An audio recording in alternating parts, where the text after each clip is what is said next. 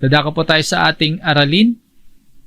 Ang ating po pag-aaral, naglalayon po ito na manariwa at patuloy na maging malinaw sa atin ang pananampalatayang taglay at dapat na tinitindigan natin.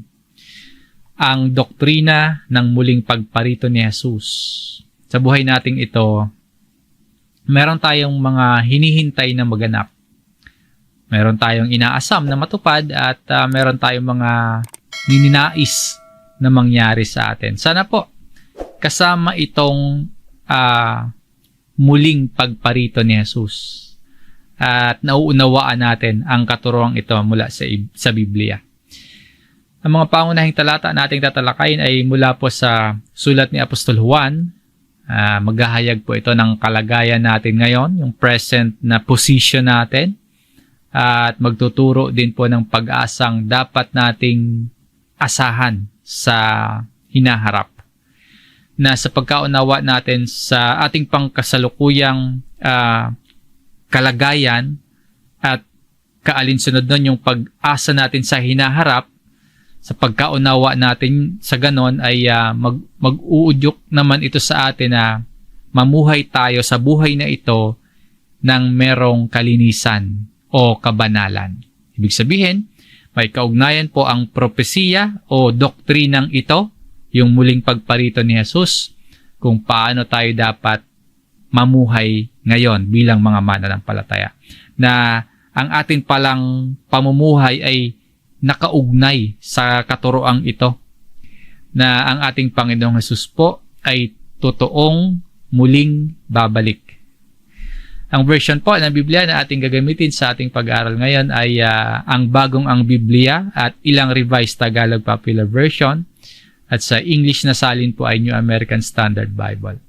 Basahin po natin ang pangunahing talata na ating pag-aaralan at ihanda po natin yung ating mga sarili na tanggapin ang biyaya ng salita ng Diyos. Ang ating po pag-aaralan ay mula sa unang sulat ni Juan sa chapter 3. Sa verse 2 at 3, basahin po natin. Mga minamahal, ngayon ay mga anak tayo ng Diyos at hindi pa nahayag kung magiging ano tayo.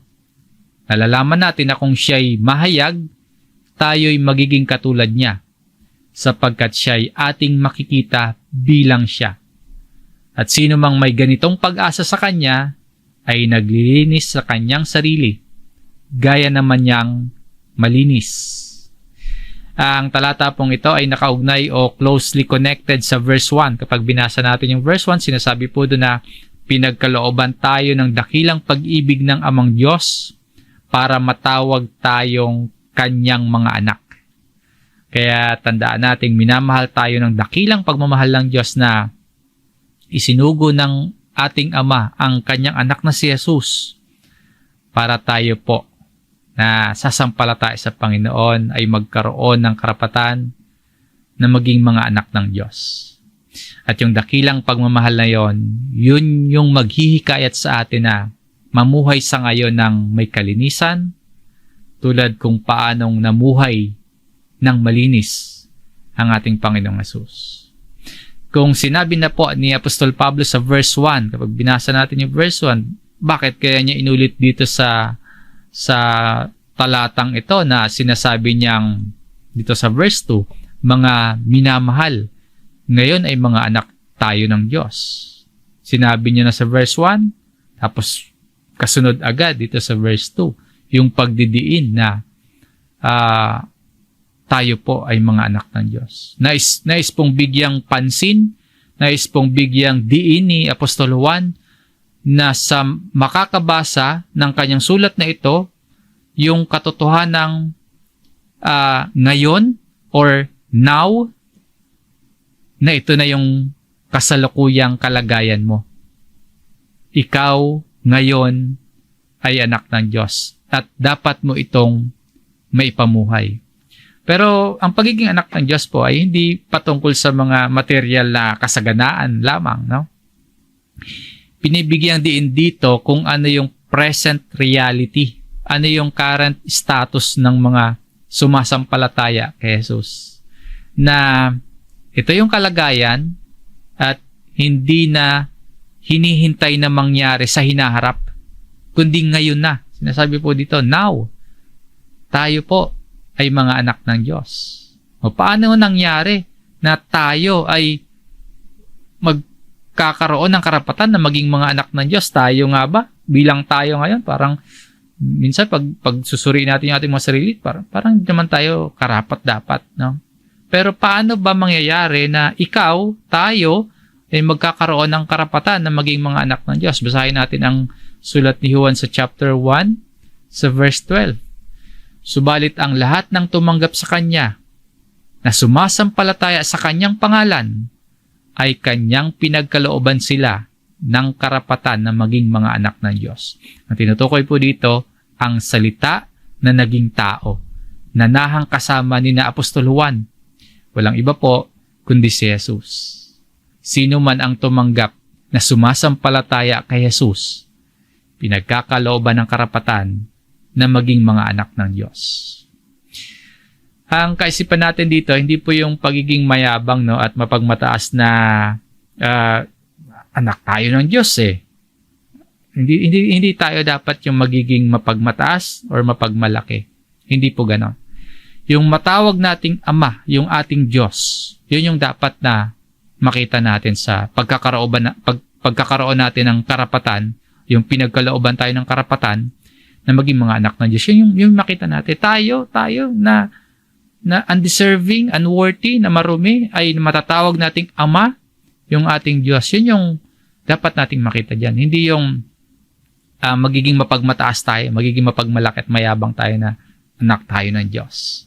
Kundi yung tayo sa kabila ng pagkukulang, kahinaan at karumihan natin ay matatawag nating Ama, ang ating Diyos. Yung pagiging anak ng Diyos, hindi po yung pagiging mataas ang tingin sa ating sarili. Kundi ganito po, ang pagiging anak ng Diyos. Halimbawa, natutokso tayong gumawa ng kasalanan.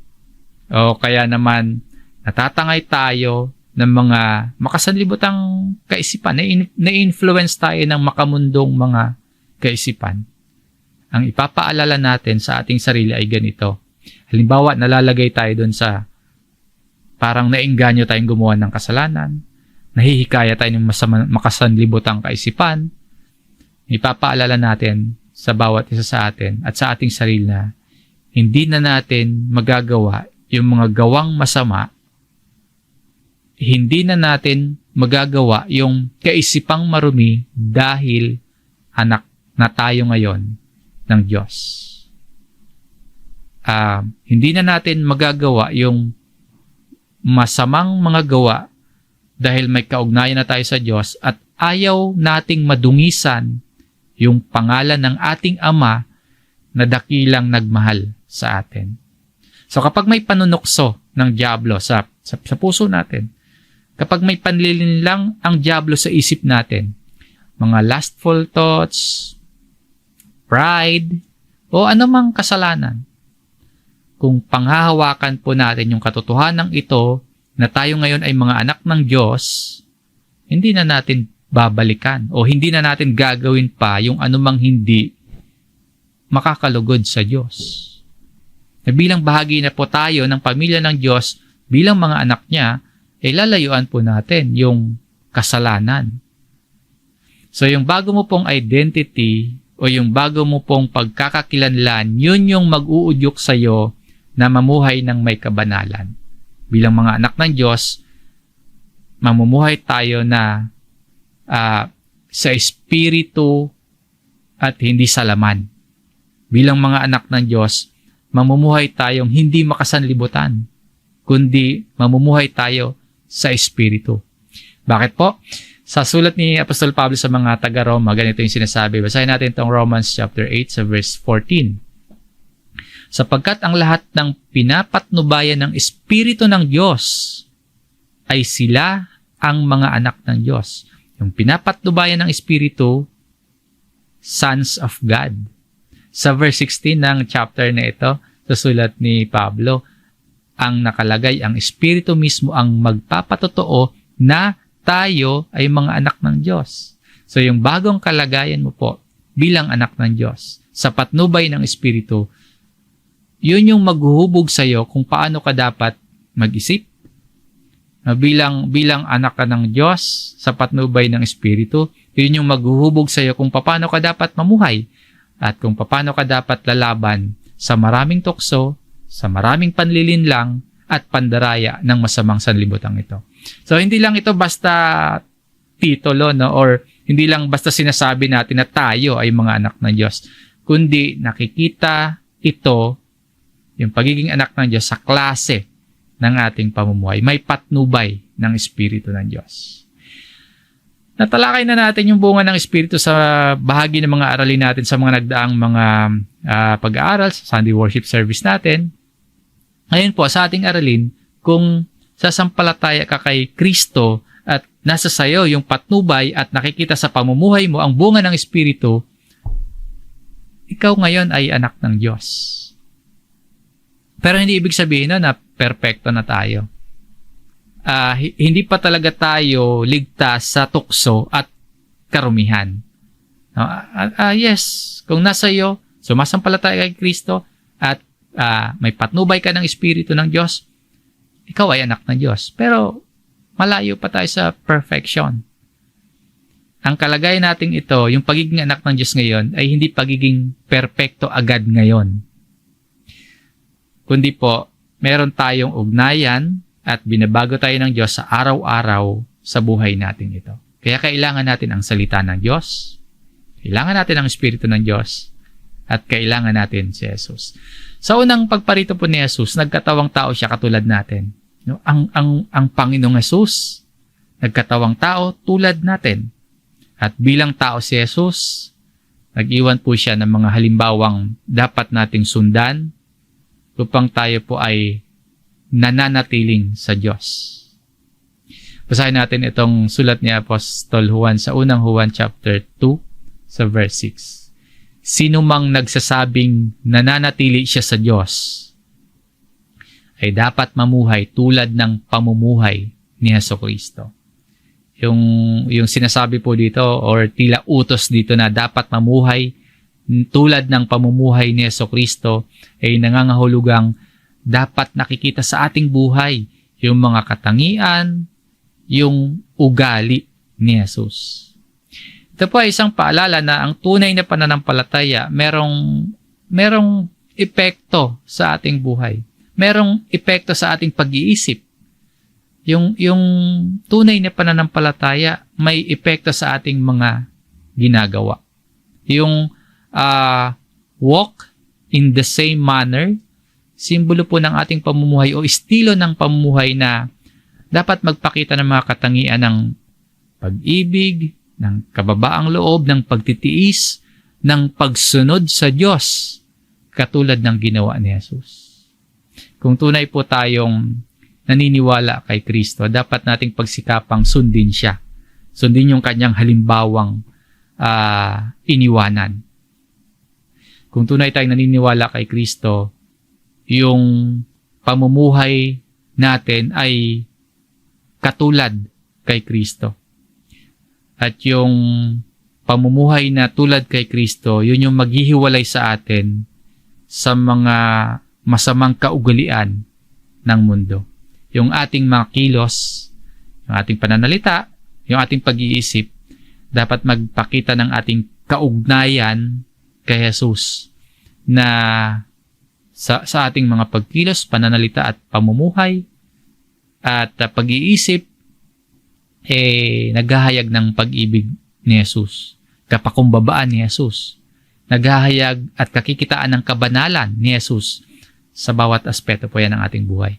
Ang pagiging anak ng Diyos, hindi lamang simpleng pag-angkin sa salita na sinasabi lang natin na tayo ay anak ng Diyos, kundi ang pagiging anak ng Diyos ay isang buhay na nakikitaan ng pagsampalataya at pagsunod kay Jesus.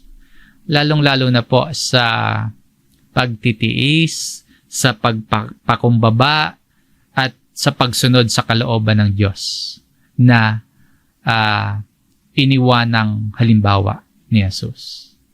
Yung panawagan o utos sa atin dito bilang mga anak ng Diyos, sundan natin yung yapak O kaya sundan natin yung halimbawang iniwanan at mamuhay tayong tulad ng pamumuhay ni Jesus. Sa unang pagparito ni Jesus, naging katulad natin siya, naging tao. Tayo naman po, maging katulad niya. At bagaman tayo po ay mga anak ng Diyos sa ngayon, yung buong kaluwalhatian at kung ano yung magiging kalagayan talaga natin sa hinaharap, hindi pa ganap na nakikita at hindi pa lubusang nahahayag. Kaya sabi nga po ni Juan sa ating main verse na pinag-aaralan, at hindi pa nahahayag kung magiging ano tayo. Merong aspeto ng ating pagiging anak ng Diyos at pagkakaroon ng kaligtasan, yung nananatili po na hiwaga at nakatago pa.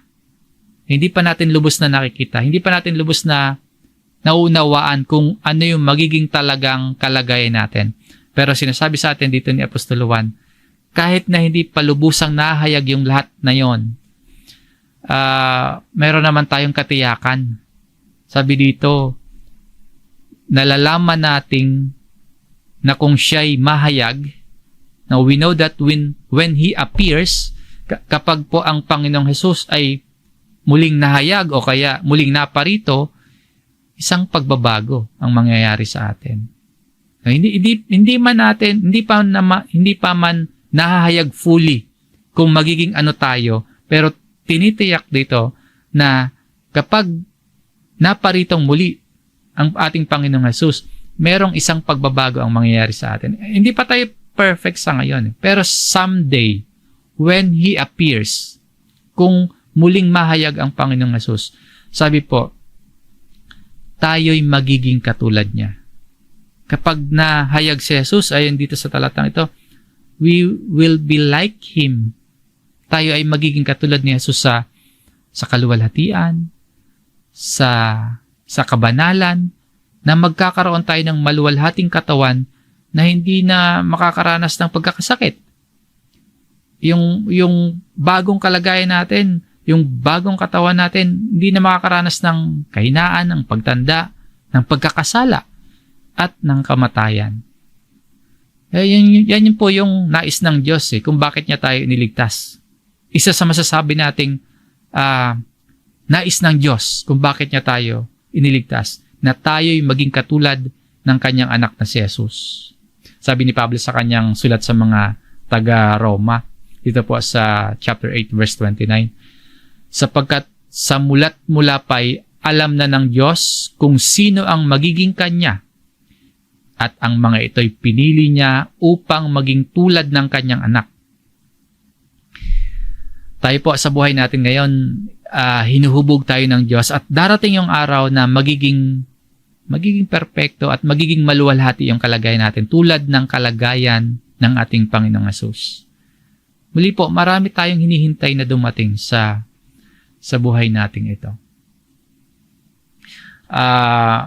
Marami tayong ninanais na maganap sa buhay natin. Kaya, ano kaya to? Kasama kaya ito, yung tayo po ay maging tulad ng anak ng Diyos?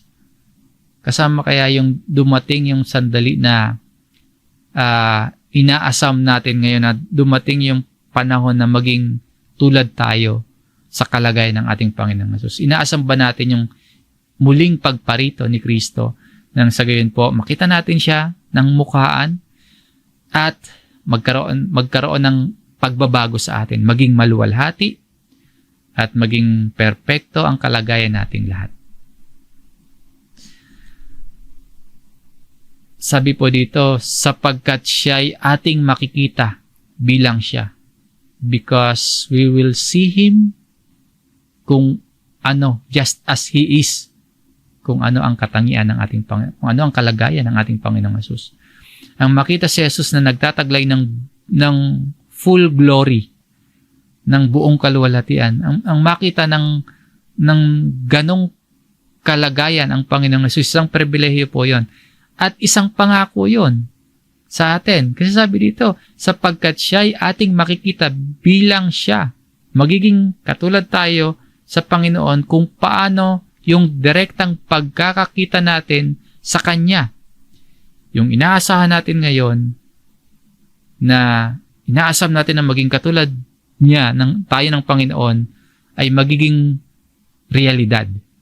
Yung inaasahan natin ngayon, kapag dumating muli ang Panginoong Hesus, magiging katotohanan. Mababago tayo katulad ng kaluwalhatiang kung paano natin makikita ang ating Panginoon. Kung anong kaluwalhatian ang makikita natin sa Kanya, tayo'y magiging katulad niya. Yan yung pag-asang dapat nating asahan. Sa pagpapatuloy po ni Juan sa ating pangunahing talatang pinag-aaralan sa verse 3, ang sino mang may ganitong pag-asa sa Kanya, ang sino man o lahat po tayo, kasi sabi dito, everyone, ang sino man na merong pag-asa kay Jesus, tumutukoy sa pag-asa ng bawat anak ng Diyos na magiging katulad ni Kristo sa Kanyang muling pagbabalik o sa Kanyang muling pagparito. Pag-asa po ito na nakaugat sa pangako at salita ng Diyos at sa kaluwalhatiang darating kasama sa pagbabalik ni Jesus. Kung meron tayong ganitong pag-asa, ang sino mang may ganitong pag-asa sa Kanya. Kung meron tayong ganitong pag-asa, ano po yung sabi ni Juan? Ay naglilinis sa kanyang sarili. Purifies himself. Ang sino mang may pag-asa na magiging katulad tayo ni Kristo sa muli niyang pagparito, ay may masasabi nating pananagutan, no, na maglinis o mag-purify ng sarili. Yung paglilinis po, isang panghabang buhay na proseso yan. Kung saan tayo po bilang mga mananampalataya na pinagkalooban nga tayo ng karapatan na maging mga anak ng Diyos, nagsusumikap tayong layuan. Nagsusumikap tayong alisin, talunin, labanan yung kasalanan. Ibig sabihin po, ngayon pa lang sa buhay na ito, nagpapabago na tayo sa ating Diyos. Sa tulong ng salita ng Diyos, sa patnubay ng Espiritu ng Diyos, nagpapasakop tayo na mabago tayo at maging malinis tayo sa ating pamumuhay. Kung meron man po tayong inaalaga ang kasalanan, halimbawa, namumuhay tayo sa kasalanan, o kaya namumuhay tayo na hindi nakakalugod sa Diyos, na meron tayong mga pagkilos o pamumuhay na taliwas sa kalooban ng Diyos, mga kapatid, hindi po yan akma sa isang anak ng Diyos. Kung tayo po ay namumuhay ng sadya sa kasalanan, merong inaalaga ang kasalanan, hindi po yan akma sa isang anak ng Diyos na nagtataglay ng pag-asa na gagawin tayong malinis sa muling pagparito ni Jesus. So ngayon pa lang, hubarin na po natin yan. Anumang karumihan, anumang kasalanan, hubarin na natin. Magsumikap tayong mamuhay ng may kabutihan, magpasakop tayo sa Panginoon, at hayaan nating gabayan tayo ng Espiritu na makapamuhay tayo ng may kabanalan. Binabago tayo ng Diyos. At patuloy po tayong magpabago na yung tatahakin nating direksyon ay maging katulad tayo ng ating Panginoong Hesus. Malinis. Sabi po dito, gaya naman niyang malinis. Just as He is pure. Yung batayan po ng paglilinis natin, o kung meron daw po tayong pag-asa na tayo ay babaguhin pagdating ng ating Panginoong Hesus, naglilinis tayo dapat ng ating sarili. Yung batayan ng paglilinis natin ay kalinisan ni Jesus mismo. Kasi siya ay malinis, pure. Si Jesus po ay namuhay ng may kabanalan. At tinawag tayong maging katulad niya. So, tayo din po ang mamuhay ng may kabanalan. Ang pamantayan ng pagiging malinis, hindi ayon sa ating sariling panukat. Hindi ayon sa sarili nating pamantayan o kaya pamantayan ng tao, kundi yung kalinisan po ay ayon sa kabanalan at kabutihan ni Kristo. Yung pananampalataya at pag-asa kay Kristo dapat magbunga ng isang buhay na nagpapakita ng kalinisan. Kung meron tayong faith at meron tayong hope kay Jesus, dapat nagpapakita yan ng kabanalan sa ating pamumuhay. Pagsunod sa mga halimbawa ni Kristo. Ang pag-asa natin sa muling pagparito ni Jesus, nawa po mag-udyok sa atin na lumayo sa makasalanang pamumuhay. Kung si Jesus, ang kanyang katuroan ang katawan ni Jesus at ang dugo ng Panginoong Jesus ang maglilinis sa atin, i-apply natin ito sa ating buhay para malinis tayo tulad ni Jesus. Linisin natin yung anumang karamihan sa ating buhay. Simulan nating linisin yung ating isip, yung ating puso. Kung ang Panginoong Jesus, ang katawan niya, ang dugo niya, ang maglilinis sa atin, i-apply natin sa ating isip, sa ating puso, para tulad ni Jesus, just as He is pure, maging malinis din po tayo. Magpatuloy po tayong magsumikap na mamuhay ng banal habang hinihintay natin yung ganap na kaluwalhatian na darating sa muling pagparitan ng ating Panginoon. Maaring mahirapan tayo sa paglilinis sa ating mga sarili. Maaring masaktan tayo. Maaring mahirapan tayo na iwanan yung kasalanan, hubarin ang karumihan. Minsan mga kapatid, kaya tayo nahihirapan na linisin yung ating karumihan kasi minsan nasisiyahan tayong gumawa ng kasalanan. Minsan, niisip natin or tila ba yung kasalanan nagbibigay sa atin ng pleasure kahit sandaling oras lang. No? Kaya nahihirapan tayong maglinis sa ating karumihan. Hindi natin isinasaalang-alang yung pangmatagalang parusa. Ang iniisip natin, nagbibigay ng pansamandaling pleasure. Kung nahihirapan tayong linisin yung ating sarili, nawa po, ma-motivate tayo ng sulat ni Apostol Juan na dalisayin o kaya i-purify o kaya linisin natin yung ating pamumuhay. Dahil tayo po ngayon ay mga minamahal na anak ng Diyos at totoong muling darating si Jesus para gawin tayong malinis tulad niya. Yung mungkahing aplikasyon para sa ating lahat sa ating aralin ngayon ay una, mamuhay bilang mga anak ng Diyos ayon sa halimbawa ng ating panganay na kapatid na si Jesucristo. Paano ba namuhay or paano ba mamuhay bilang mga anak ng Diyos? Tularan natin yung nag-iisang anak ng Diyos, si Jesus. Tayo kasi mga ampon tayo. Tayo ay mga inampon ng Diyos sa pamamagitan ni Jesus. So para mamuhay tayo bilang mga anak ng Diyos, tularan natin yung nag-iisang anak ng Diyos, ang ating Panginoong Jesus. Yung halimbawang susundan natin ay si Jesus para tayo makapamuhay bilang mga anak ng Diyos. Balikan po natin yung Romans chapter 8 verse 29. Sabi dito, sapagkat sa mulat-mula pa'y alam na ng Diyos kung sino ang magiging Kanya at ang mga ito'y pinili Niya upang maging tulad ng Kanyang anak. Yung mulat-mula pa, tumutukoy sa walang hanggang kaalaman ng Diyos bago pa man likhain ang mundo o bago pa man likhain lahat ng bagay. Mulat-mula pa. Ano yan walang hanggang kaalaman ng Diyos. Alam na ng Diyos kung sino yung magiging Kanya. Ito yung mga tao na sasampalataya kay Kristo.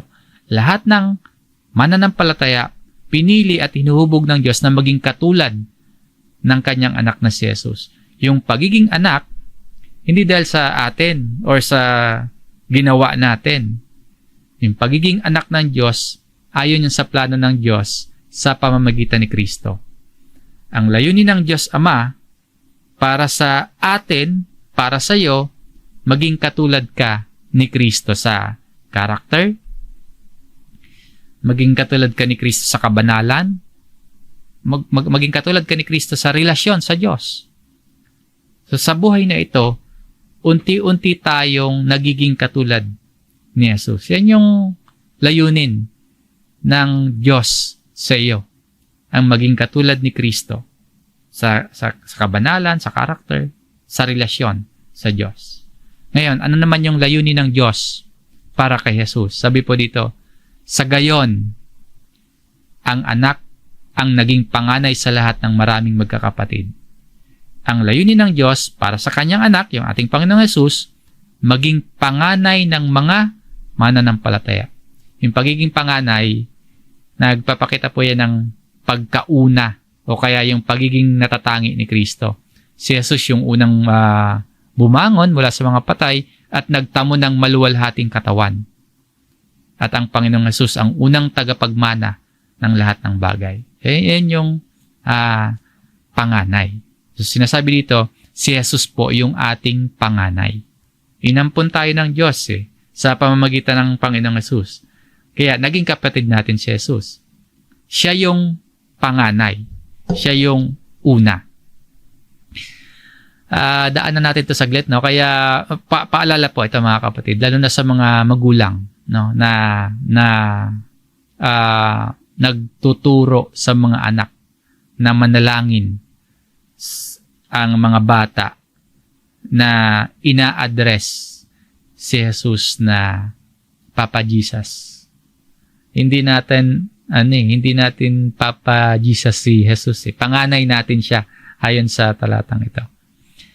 Bilang tayo po ay mga magkakapatid at ang ating Panginoong Jesus, ang ating panganay, ang ating susundan, ang ating Panginoong Jesus ang halimbawa niya, yung ating tutularan. So, tayo po, mga anak ng Diyos, mga inampon ng Diyos, binigyan ng karapatan na maging mga anak ng Diyos dahil kay Jesus. Kung tayo po ay mga anak ng Diyos ngayon, ipamuhay natin yung nasa isip natin ngayon, darating yung panahon, magiging katulad tayo sa kalagayan ng panganay natin.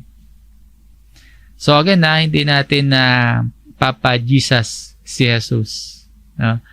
Panganay nating kapatid. So mamuhay tayo bilang mga anak ng Diyos ayon sa halimbawa na iniwanan o ipinakita ng ating panganay na kapatid na si Jesucristo. Ikalawa, linisin ang ating sarili dahil nakalaan tayo na gawing katulad niya sa muling pagparito ni Kristo at makasama siya ng walang hanggan. So, naituro sa atin na ang ating Panginoong Jesucristo ay darating at siya ay muling babalik, muling po paparito. At sa pagbabalik ng ating Panginoong Jesus, tayo po ay magiging katulad niya, ganap, maluwalhati. Basahin natin muli yung ating main text sa verse 2 sa unang sulat ni Apostol Juan sa chapter 3. Mga minamahal, ngayon ay mga anak tayo ng Diyos at hindi pa nahayag kung magiging ano tayo. Nalalaman natin na kung siya'y mahayag, tayo'y magiging katulad niya sapagkat siya'y ating makikita bilang siya. Sinasabi po dito, makikita natin ang Panginoon ng harapan.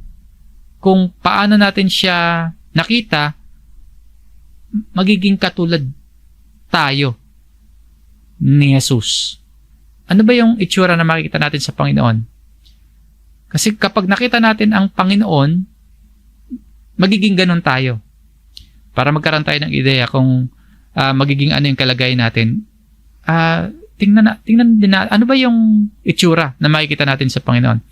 Meron pong isang pangyayari kay Jesus nung siya po ay narito pa sa lupa na kasama ang mga apostol. Ito po ay nakatala sa sulat ni Mateo, sa sulat ni Marcos, at maging sa sulat ni Lucas na may nangyari sa ating Panginoong Jesus na naglalarawan ng tinatawag na transfiguration. And itong transfiguration na ito marahil yung patikim o kaya ito yung preview ng makikita nating katangian ng ating Panginoong Jesus sa muli niyang pagparito. Basahin po natin yung sulat ni Mateo sa chapter 17, dito po sa verse 2.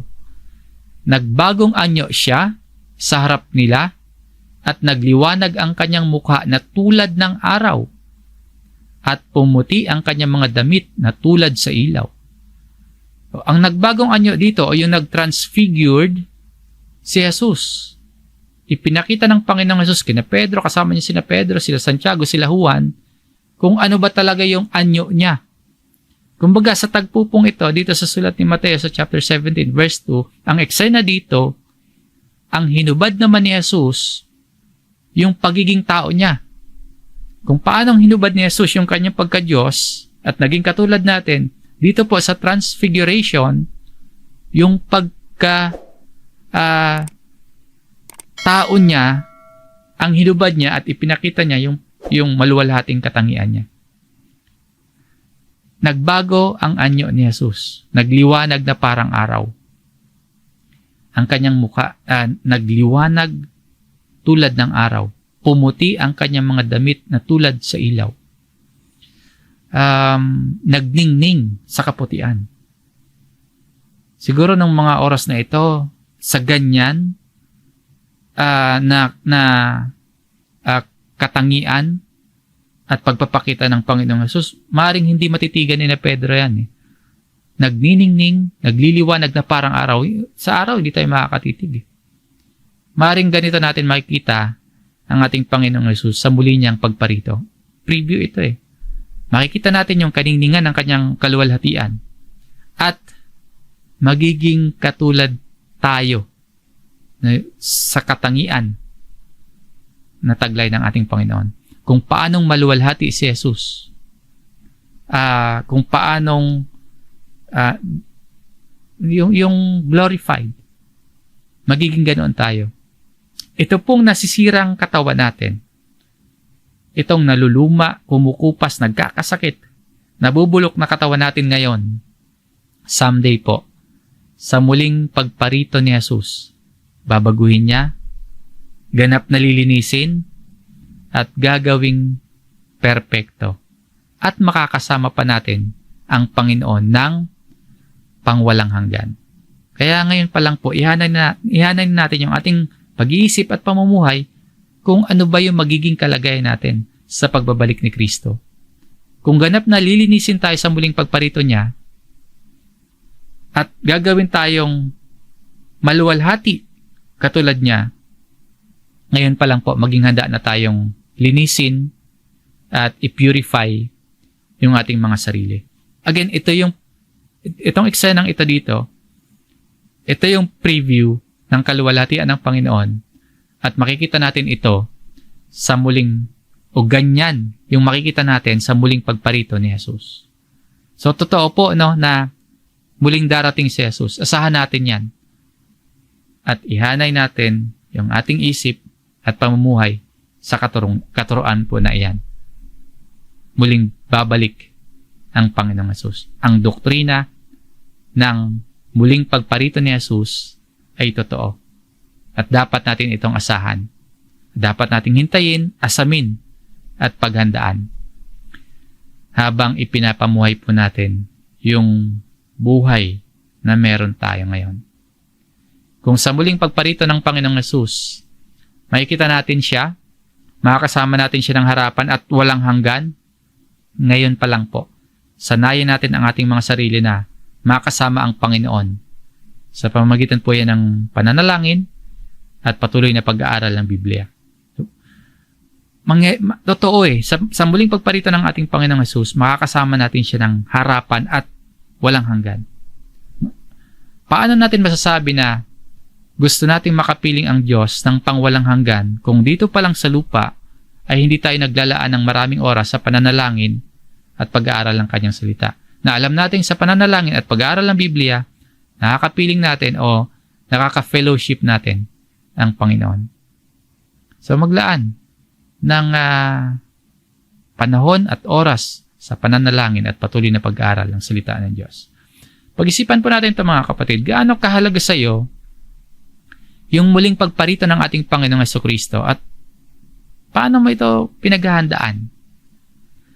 Bilang mga tagasunod ni Kristo, tinatawagan tayong mamuhay ng may kabanalan, mamuhay ng may pananampalataya, mamuhay ng may pag-ibig habang hinihintay natin ang Kanyang muling pagbabalik.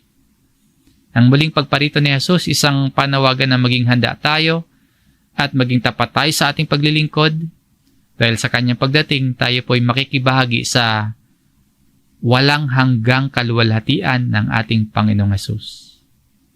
So, patuloy po tayong magpakatatag sa pananampalataya, magningas sa pag-ibig, at magbunga ng mabubuting gawa.